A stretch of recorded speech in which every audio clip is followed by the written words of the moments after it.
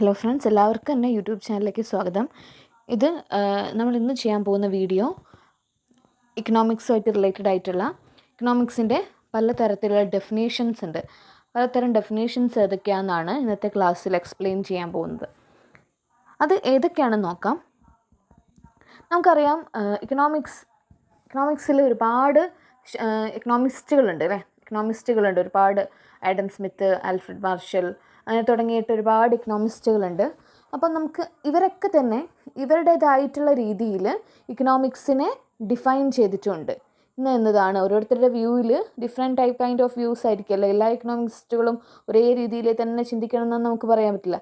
അപ്പോൾ അവരുടേതായിട്ടുള്ള ഓരോ വ്യത്യസ്തപരമായിട്ടുള്ള രീതിയിൽ വ്യൂവിൽ അവർ ഇക്കണോമിക്സിനെ ഡിഫൈൻ ചെയ്തിട്ടുണ്ട്. അപ്പം നമ്മൾ ഏറ്റവും ടോപ്പ് മോസ്റ്റ് ഒരു 4 ഡെഫിനേഷൻസ് ഏതൊക്കെയാണെന്ന് നോക്കാം.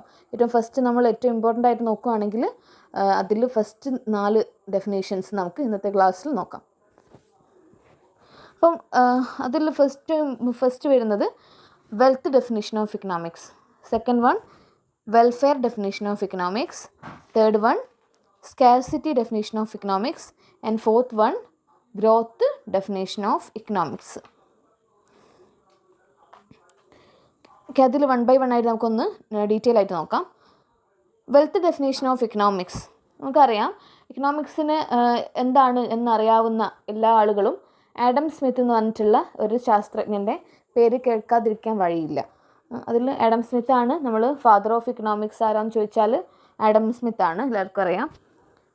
അദ്ദേഹത്തിൻ്റെ ഒരു ബുക്ക്, ഫേമസ് ആയിട്ടുള്ള ഒരു ബുക്കുണ്ട്, 1776 പബ്ലിഷ് ചെയ്തിട്ടുള്ള an enquiry into the nature and causes of the wealth of Nations.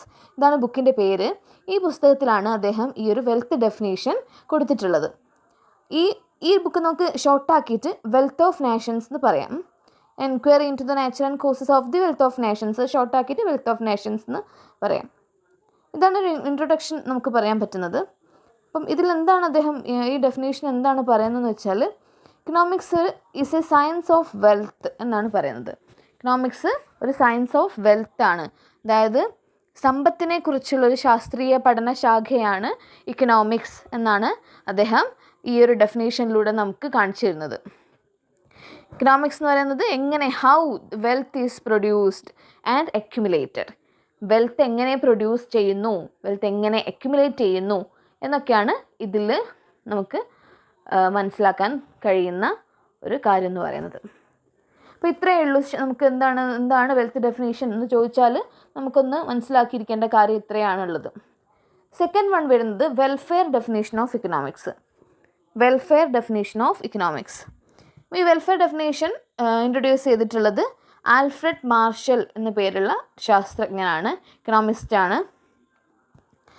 Alfred marshal അദ്ദേഹത്തിൻ്റെ പ്രിൻസിപ്പിൾസ് ഓഫ് ഇക്കണോമിക്സ് എന്ന് പറഞ്ഞിട്ടുള്ള ഒരു പുസ്തകം 1890 പബ്ലിഷ് ചെയ്തിട്ടുള്ള പ്രിൻസിപ്പിൾ ഓഫ് ഇക്കണോമിക്സിലാണ് അദ്ദേഹം ഈ ഒരു ഡെഫിനേഷൻ കൊടുത്തിട്ടുള്ളത്.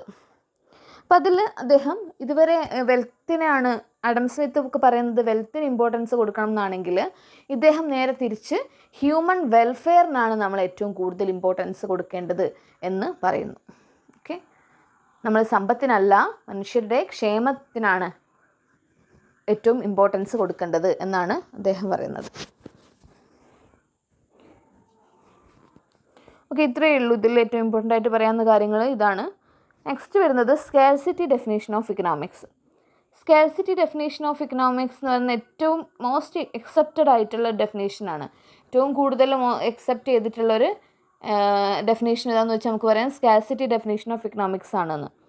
അപ്പോൾ നമുക്ക് സ്കാർസിറ്റി എന്താണെന്നൊരു ഐഡിയ ഉണ്ടാവുമല്ലോ. നമ്മൾ എക്കണോമിക്സ് പഠിച്ചു തുടങ്ങിയ ആ കാലം തൊട്ട് നമ്മൾ ഈ സ്കാർസിറ്റി എന്ന് പറഞ്ഞിട്ടുള്ള വേർഡും ഫെമിലിയർ ആയിരിക്കും. സ്കാർസിറ്റി എന്ന് പറയുമ്പോൾ നമുക്കറിയാം, നമ്മുടെ എക്കണോമിയിൽ അൺലിമിറ്റഡ് ഹ്യൂമൻ വാണ്ട്സ് ആണ് അല്ലേ. അതായത് ഒരുപാട് ജനങ്ങളുടെ ആഗ്രഹങ്ങൾക്ക് ഒരു പരിധിയില്ല, അൺലിമിറ്റഡ് വാണ്ട്സ് ആൻഡ് നീഡ്സ് ആണ്. പക്ഷേ നമുക്കറിയാം, ഈ അൺലിമിറ്റഡ് ആയിട്ട് വരുന്ന വാണ്ട്സിന് അല്ലെങ്കിൽ നീഡ്സിനെ സാറ്റിസ്ഫൈ ചെയ്യാൻ വേണ്ടിയിട്ട് മാത്രമുള്ള റിസോഴ്സസ് നമ്മുടെ എക്കണോമിയിൽ ഇല്ല, പരിമിതമാണ്. റിസോഴ്സസ് എന്താണ്, ലിമിറ്റഡ് ആണ്, പരിമിതമാണ്. ഇതാണ് സ്കാർസിറ്റി എന്ന് പറയുന്നത്. The human wants and needs are unlimited and the resources are limited to satisfy those wants. Okay. ഇതാണ് സ്കാർസിറ്റി എന്നത്. അവിടെ ചോയ്സ് എന്ന് പറഞ്ഞിട്ടുള്ളൊരു കൺസെപ്റ്റ് കൂടെ അവിടെ ഇൻട്രൊഡ്യൂസ് ആവുന്നുണ്ട്. എന്താണെന്ന് വെച്ചാൽ നമുക്കവിടെ എല്ലാ വാണ്ട്സും നീഡ്സും സാറ്റിസ്ഫൈ ചെയ്യാനുള്ള ഇതില്ല, റിസോഴ്സസ് ഇല്ല അല്ലേ. അപ്പോൾ നമ്മൾ എന്ത് ചെയ്യും, അവിടെ ഒരു ഓപ്ഷൻ അല്ലെങ്കിൽ ഒരു ചോയ്സ് വരുന്നുണ്ട്. എവിടെയൊക്കെ ഉപയോഗിക്കണം, ഏതൊക്കെ നീഡ്സ് ഫസ്റ്റ് പ്രയോറിറ്റി കൊടുക്കണം, ഏതൊക്കെ റിസോഴ്സസ് എവിടെയൊക്കെ യൂസ് ചെയ്യണം എന്നൊക്കെ പറഞ്ഞൊരു ചോയ്സ് വരുന്നുണ്ട്. അപ്പോൾ ഇതാണ് സ്കാർസിറ്റി എന്ന് പറയുന്നത്. ഈ സ്കാർസിറ്റി ഡെഫിനേഷൻ കൊണ്ടുവന്നിട്ടുള്ളത് ലാനൽ റോബിൻസ് ആണ് 1932. അദ്ദേഹത്തിൻ്റെ പുസ്തകത്തിൻ്റെ പേര് an essay on the nature and significance of economic science. എന്താണ്? An essay on the nature and significance of economic science. അപ്പോൾ നമുക്ക് പറയാം ഈ സ്കാർസിറ്റി എന്താണ്. സ്കാർസിറ്റീൻ്റെ ഒരു വ്യൂവിൽ ഇക്കണോമിക്സിനെ ഡിഫൈൻ ചെയ്യുന്നതാണ് സ്കാർസിറ്റി ഡെഫിനേഷൻ ഓഫ് ഇക്കണോമിക്സ്. ഇതാണ് ഇവിടെ കൊടുത്തിട്ടുള്ളത് കേട്ടോ. Economics is the science which studies human behavior as a relationship between the unlimited wants and limited resources which have alternative uses.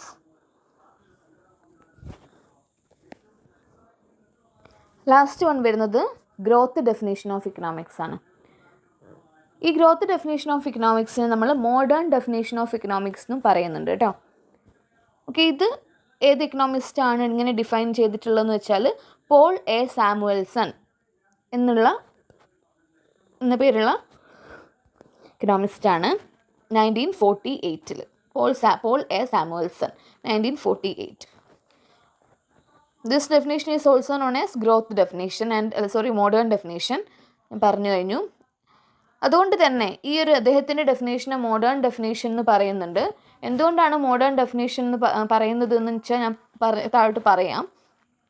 ഇങ്ങനെ മോഡേൺ ഡെഫിനേഷൻ എന്ന് പറയുന്നത് കൊണ്ട് തന്നെ ഇത് എക്സ്പ്ലെയിൻ ചെയ്തിട്ടുള്ള ഈ ഒരു എക്കണോമിസ്റ്റിനെ, അതായത് പോൾ എ സാമുവൽസനെ നമ്മൾ ഫാദർ ഓഫ് മോഡേൺ ഇക്കണോമിക്സ് എന്നും വിളിക്കുന്നുണ്ട്. ഓക്കെ, ഫാദർ ഓഫ് എക്കണോമിക്സ് ആരാണ്? ആഡം സ്മിത്ത് ആണ്. ഫാദർ ഓഫ് മോഡേൺ ഇക്കണോമിക്സ് ആരാന്ന് ചോദിച്ചാൽ പോൾ എ സാമുവൽസൺ ആണ്. ഓക്കെ, ഈ ഒരു ഡെഫിനേഷനിൽ അദ്ദേഹം എന്താണ് എക്സ്പ്ലെയിൻ ചെയ്യുന്നതെന്ന് വെച്ചാൽ economics is the study of how men and society chose to employ scarce productive resources which have alternative uses to produce various commodities over time and distribute them for consumption now and in the future in the society. അതായത് അദ്ദേഹം എന്താണ് explain ചെയ്യുന്നതെന്ന് വെച്ചാൽ okay, how men and society choose, അതായത് ഒരു men അല്ലെങ്കിൽ ഒരു society എങ്ങനെയാണ് ചൂസ് ചെയ്യുന്നത്. എന്ത് ചൂസ് ചെയ്യുന്നത്? Scare productive resources. നമ്മൾ പറഞ്ഞിട്ടുണ്ട് സ്കെയർ ആയിട്ടുള്ള പ്രൊഡക്റ്റീവ് റിസോഴ്സസ് എങ്ങനെയാണ് കറക്റ്റായിട്ടുള്ള വേയിൽ ചൂസ് ചെയ്യുന്നത്. എന്തിനു വേണ്ടിയിട്ട്? ടു പ്രൊഡ്യൂസ് വേരിയസ് കമോഡിറ്റീസ്, പ്രൊഡക്ഷന് വേണ്ടിയിട്ട് അല്ലേ. നമ്മൾ ഈ ഒരു റിസോഴ്സസ് ഒക്കെ നമ്മൾ യൂസ് ചെയ്യുന്നതിന് അൾട്ടിമേറ്റ് ആയിട്ടുള്ളൊരു ആവശ്യം എന്ന് പറയുന്നത് ഉൽപ്പാദനമാണ്. സൊസൈറ്റീൻ്റെ ഉള്ള കമോഡിറ്റീസിൻ്റെയും അല്ലെങ്കിൽ സർവീസുകളുടെയും പ്രൊഡക്ഷനാണ് നമ്മുടെ മെയിനായിട്ടുള്ള ഉദ്ദേശം എന്ന് പറയുന്നത്. അപ്പോൾ ഇതിനു വേണ്ടിയിട്ട് നമ്മൾ എങ്ങനെയാണ് ഈ സ്കെയർ ആയിട്ടുള്ള പ്രൊഡക്റ്റീവ് റിസോഴ്സസ് യൂസ് ചെയ്യുന്നത് ആൻഡ് ഡിസ്ട്രിബ്യൂട്ട് ദം, അവ എങ്ങനെയാണ് വിതരണം ചെയ്യുന്ന ഒരു സർവീസ് അല്ലെങ്കിൽ ഒരു കമോഡിറ്റീസ് പ്രൊഡക്ഷൻ ചെയ്യുന്നതിലൂടെ എങ്ങനെയാണ് അവ വിതരണം ചെയ്യുന്നത്, അവ എങ്ങനെയാണ് കൺസംഷൻ ചെയ്യുന്നത് now and in the future, ഇപ്പോഴും അല്ലെങ്കിൽ ഫ്യൂച്ചറിലേക്കോ എന്നുള്ളൊരു പോയിൻ്റ് അവിടെ വരുന്നുണ്ട്. ഇതുവരെ ഉള്ള എക്കണോമിസ്റ്റുകളൊന്നും ഡിഫൈൻ ചെയ്യാത്തൊരു പോയിൻ്റാണത്. അതായത് അവിടെ ഒരു ടൈമിനെയാണ് അവിടെ എന്ത് ചെയ്യുന്നത്, പോയിൻ്റ് ഔട്ട് ചെയ്യുന്നത്. നൗ, ഇപ്പോൾ, അല്ലെങ്കിൽ ഇൻ ദി ഫ്യൂച്ചർ, അല്ലെങ്കിൽ നാളെ, ഫ്യൂച്ചർ, ഭാവിയിൽ. നമുക്കറിയാം അതൊരു സമയത്തെയാണല്ലോ, അതൊരു കാലത്തെയാണ് അവിടെ സൂചിപ്പിക്കുന്നത് അല്ലേ. അപ്പം ഇങ്ങനെ ഒരു ടൈമിന് ഇമ്പോർട്ടൻസ് കൊടുക്കുന്നത് കൊണ്ട് തന്നെ അദ്ദേഹത്തിൻ്റെ ഡെഫിനേഷൻ മോഡേൺ ഡെഫിനേഷനായിട്ട് എന്ത് ചെയ്യുന്നുണ്ട്, പറയപ്പെടുന്നുണ്ട്.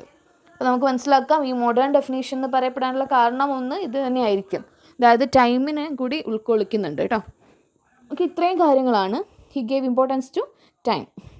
അപ്പോൾ ഇത്രയും കാര്യങ്ങളാണ് നമുക്ക് ഡെഫിനേഷൻ ഓഫ് ഇക്കണോമിക്സ് എന്ന് പറഞ്ഞിട്ടുള്ളൊരു കോൺസെപ്റ്റിൻ്റെ താഴെയായിട്ട് നമുക്ക് മനസ്സിലാക്കാനുള്ള കാര്യങ്ങൾ. ഫസ്റ്റ് വരുന്നത് wealth definition, second welfare definition, third scarcity definition and fourth one growth definition of economics. Okay, thank you.